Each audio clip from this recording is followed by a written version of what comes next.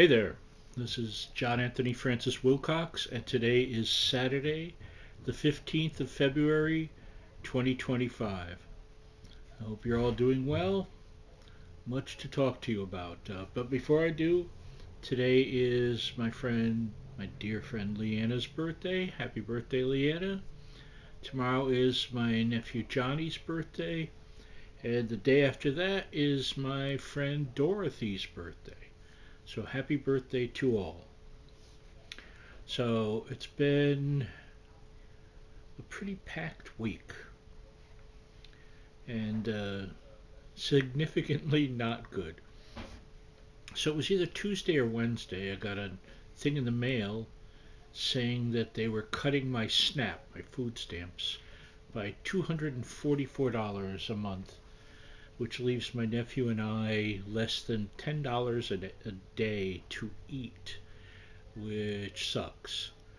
Um, I got in touch with lots of people. There are people seeing about, can I appeal that? What's going on? What'll happen is what happens. So, I hope for the best. It's funny, I had a conversation Thursday, I think it was Thursday, with a friend of mine that called I hadn't spoken to in a few weeks. And I preface this by saying a very, very wealthy friend. And she asked how I was doing, and I told her what happened. And by the way, let me also go back and say that when she wasn't doing so well, she cried on my shoulder many a time. But when I told her this, she said, I like to think we can talk about anything, but I really don't like hearing this kind of stuff because she said something to the point of it makes her feel bad that she chooses to not help me. I didn't ask her to help me, but it was also at the same time, what a what a cold reaction. Do you know what I'm saying?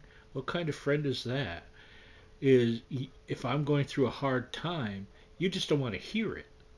I guess is that what they call a fair weather friend? I don't know. Whatever. It was very disappointing, but that happens. So beyond that, did a bunch of work on my site. Um, just sent out questions for an interview. I'm really looking forward to with a man named Eckhart Proy, who is a conductor, and he used to conduct the Stanford Symphony brilliantly. And I just felt when I would see the performances, that he really brought the music alive. He's a tremendous conductor and a great person. We had some great conversations. So looking forward to that. Yesterday was Valentine's Day. I heard from a bunch of people online, and I got a couple of phone calls wishing me a happy Valentine's Day. That was very sweet. Thank you, everyone. Um, One of the churches here, the youth group, brought over a little gift bag, and one of the things that was in it was this cool hat, which I believe is handmade. It feels handmade, and it's a lovely hat. I love the color combination. That was very sweet of them. They also put in some Ghirardelli chocolates and some soft baked cookies, and a nice little card and everything. And it was from the youth group at St. Luke's Catholic Church here in Westport. It's not, I go to Assumption, but there's also St. Luke's, which is also a marvelous church. So that was very sweet of them. I was really touched by that, and this is a pretty cool ass hat. You know what I'm saying? So, interesting conversations during the week, as always. Um, and a seed was planted. I I record a lot of videos nowadays. I do a poetry reading, a Bible reading, 6 songs, and this video. So that's four in a week. My friend Joyce suggested a fifth, pardon me, and I just might start doing it. I'll tell you, because she said that people might like to hear if once a week I talk about a movie. And as I was watching a movie this week, it made me think of that, and I thought, I just might do that at some point. So what I was watching was a movie I avoided for years because I remember it was either in the Golden Turkey Awards or the 50 Worst Films of All Time books. So I thought, well, I don't need to see that. I don't need to waste my time on bad films. Because bad films are a waste of time by and large. Anyway, here's what it was, and here's what I thought. So it was the 1973 remake of the 1937 film Lost Horizon about Shangri-La. And it was also part musical. It wasn't a musical per se, but it had a few musical numbers in it by Burt Bacharach and Hal David. And I think Burt Bacharach might have done the entire interior music score as well. And I know one of the songs because The Fifth Dimension did a version of it. It's a great song called Living Together, Growing Together. And it worked really nicely in the context of the film. So I've got to say, so here's who's in it, all right, that I recall. You got Sir John Gielgud, that's not bad. Peter Finch, like me the Peter Finch.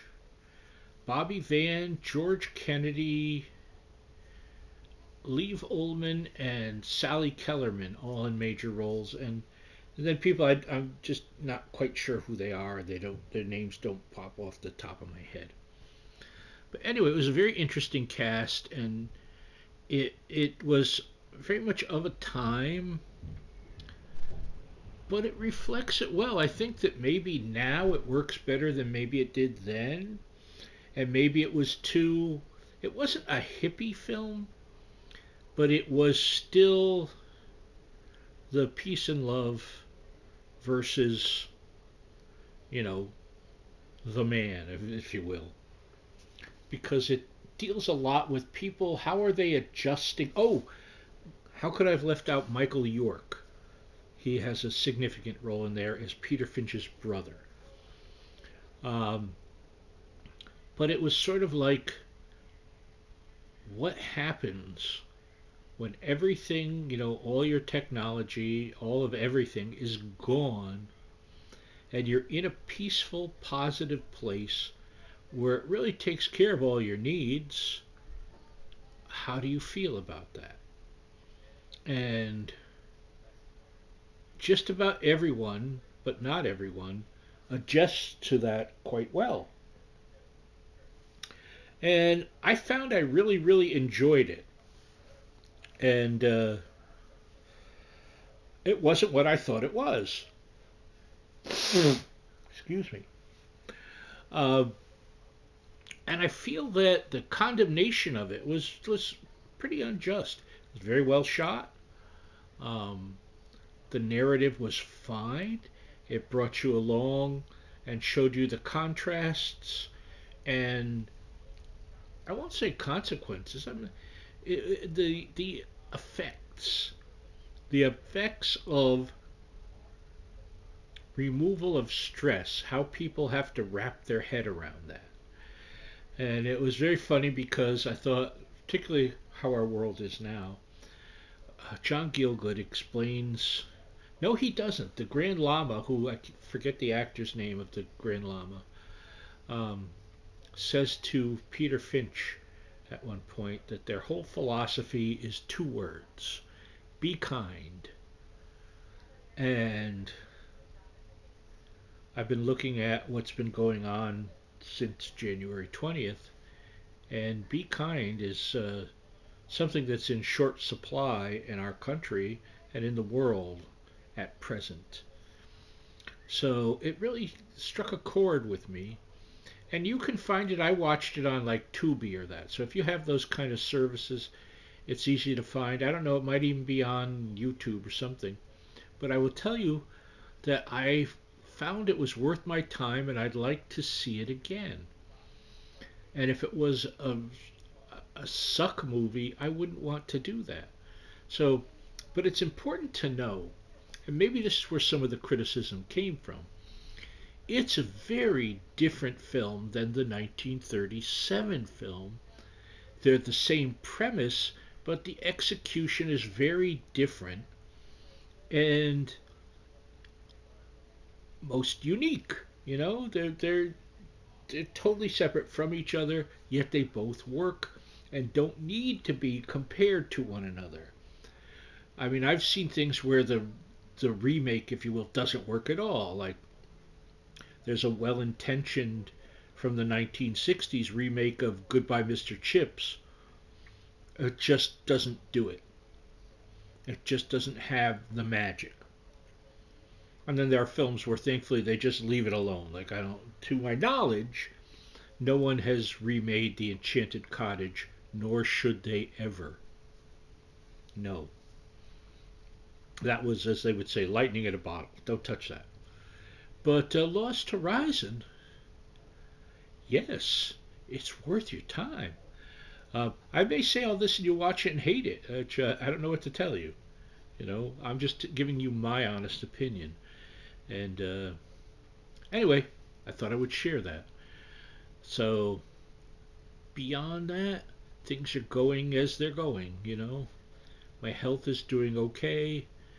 Um, I'm very pleased. I've had a conversation today with my friend Suzanne, and she's in better health than she's been in. So people are getting by. You know, that's, I suppose sometimes that's all we have. So I hope you're doing well. I love you. I will talk to you all soon. Bye bye.